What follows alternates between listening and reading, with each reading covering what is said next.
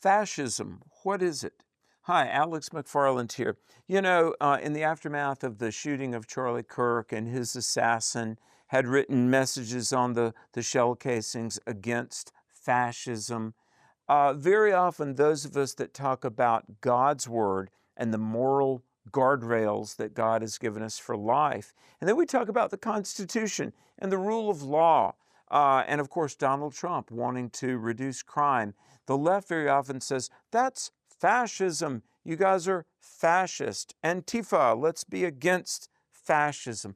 Well, let's talk about really what fascism is for just a moment, because it's from a Latin phrase which means a bundle of sticks. I mean, literally. The fascists are a grouping, a bundle of something together. You say, what does that have to do with anything? Well, what it means is really the collective bound together, the loss of individuality and the loss of rights of any one for the whole. And in a way, it's related to egalitarianism, where there are no distinctions.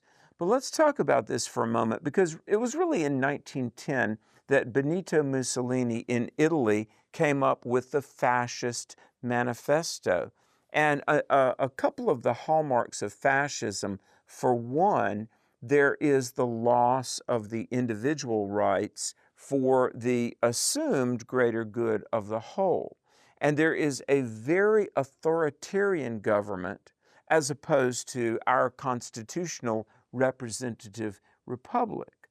And there is economic determination, as Mamdani says for New York, that they have to control not only the property, but the means of production, as opposed to our free market capitalist economy. You know, the 19th century French socialist, Proudhon, if I'm pronouncing that correctly, he says property is theft. In other words, you can't own anything. So folks, when we come along, as the founders did, and said God has revealed truth and it's written on every human heart, and truth is not anybody's opinion, but it's related to the character of God. So truth exists. We can know it. And it's in the best interest of all of us to live morally.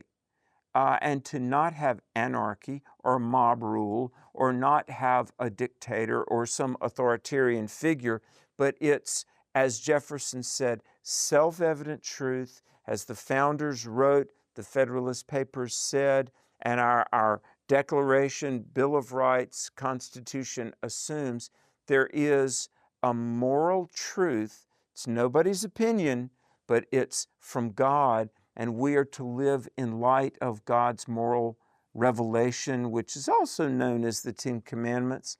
Folks, that's not fascism. Actually, it's the foundation for freedom. Now, those that killed Charlie, those that at many of our own events try to shout us down, to say, oh, if you have any moral boundaries, that's fascism. No, it isn't. It's actually the pathway to liberty and freedom, safety, stability.